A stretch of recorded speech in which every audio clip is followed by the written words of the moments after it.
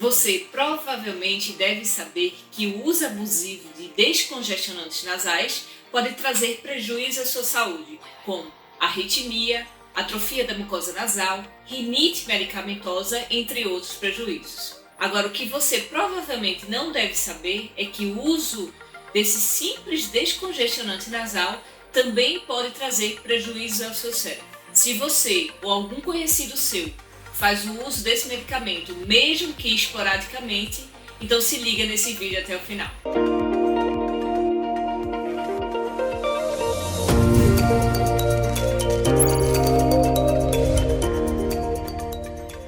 A congestão nasal, ela se dá pelo acúmulo de secreções na cavidade nasal, assim como a dilatação desses vasos da cavidade nasal. Isso impede o influxo de ar por nossas narinas.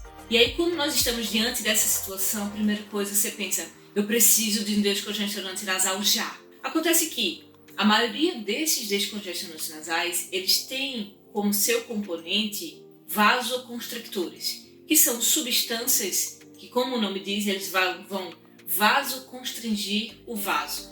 Ou seja, ele vai diminuir o calibre dos vasos da mucosa nasal. E aí, ao diminuir esse calibre, né, desse vaso, ele abre mais espaço na cavidade nasais para o fluxo aéreo.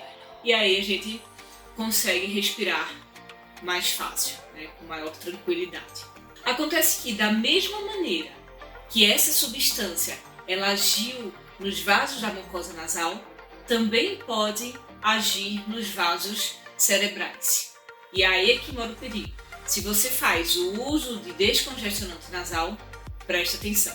A síndrome que dá é a chamada de síndrome de vasoconstricção reversível. E não é só o descongestionante nasal que acarreta essa síndrome. O foco aqui é o descongestionante nasal. Mas eu preciso falar para vocês outros fatores de risco para essa síndrome. Paciente que tem enxaqueca tem um risco um pouco maior do que aquele paciente que não tem de ter a famosa síndrome de vasoconstricção reversível. Pacientes gestantes, né, que têm complicações no parto, como eclâmpsia, pré-eclâmpsia, também podem ter a síndrome da vasoconstricção reversível. Pacientes que fazem uso de maconha é um dos principais fatores de risco para essa síndrome. Cocaína, alguns antidepressivos também são outros fatores que você tem que prestar atenção. Mas voltando ao descongestionante nasal. Esses vasoconstrictores, causando essa vasoconstricção, geralmente ela é intermitente, ela vai e volta, vai e volta. Às vezes ela pode segurar um pouquinho mais, mas no início ela tende a voltar. Então, o quadro clássico é de um paciente que tem o que a gente chama de cefaleia entrovoada, aquela cefaleia intensa, tá? Súbita, ou seja, ela aparece rapidamente e o pico máximo dela se dá em 1 minuto. Então, a cefaleia é uma dor de cabeça forte, né? Irritante, que incomoda, o paciente fica incomodado. Mesmo aqueles pacientes que já têm um histórico de dor de cabeça, eles vão saber que é uma dor de cabeça diferente das que eles costumam ter. É uma dor de cabeça mais excruciante, que a gente fala, tá? É tipo um trovão mesmo. E aí essa dor ela pode ficar vindo, indo embora, vir e ir embora, pode durar dias, até semanas. Acontece que ela vai e volta justamente nos períodos que os vasos eles estão vasoconstringindo ou dilatando. Vasoconstringindo ou dilatando. Agora, se essa vasoconstricção ela demora um pouco mais, o que é que acontece? Com o calibre desse vaso diminuído, o fluxo sanguíneo ele fica mais lentificado ou às vezes, dependendo do grau dessa vasoconstricção, a obstrução total. Ou seja, o fluxo sanguíneo não consegue chegar até as células cerebrais e aí elas ficam sem oxigênio. E aí acarreta o que nós chamamos de isquemia cerebral, o famoso AVC. Nesse caso, o acidente vascular cerebral isquêmico, tá? Mas como eu falei para vocês, pode ter vasoconstricção, mas também pode ter uma vasodilatação. E às vezes quando há uma vasodilatação, né, súbita, esse afluxo sanguíneo ele entra rapidamente e aí esse sangue pode extravasar e aí nós temos uma hemorragia. Então, se por um lado nós podemos ter a isquemia, o AVC isquêmico, nós também podemos ter o AVC hemorrágico.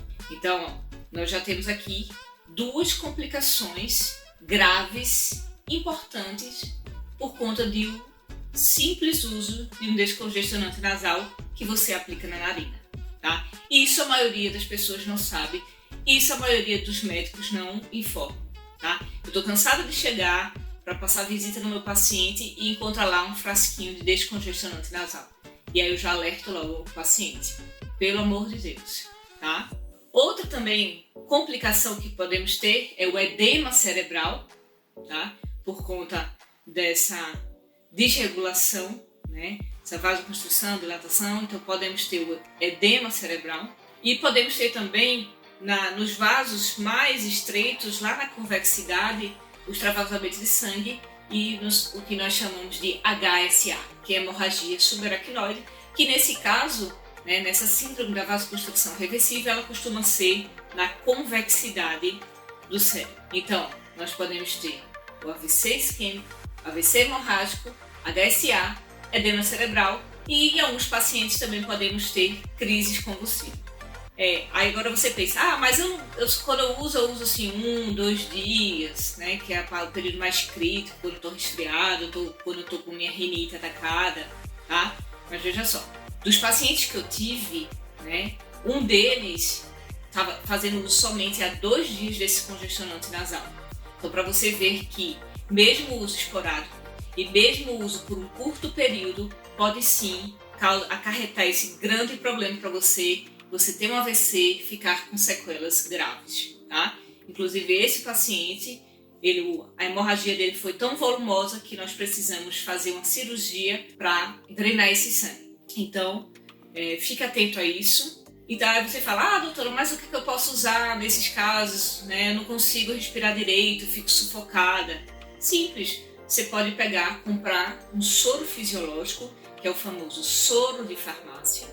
Compra uma seringa de 10 ml, aspira esse soro e injeta num jato rápido 10 ml na narina, depois injeta novamente 10 ml na outra narina, isso 4 vezes ao dia, tá? Então simples, vai te ajudar e você vai fazer uso despreocupado, que não vai ter risco de ter um AVC, HSA, qualquer outra coisa, tá bom? Espero que tenha ajudado vocês. Então, por favor, se você faz uso, evite e espalhe para os seus colegas que também fazem uso. Tchau, até a próxima.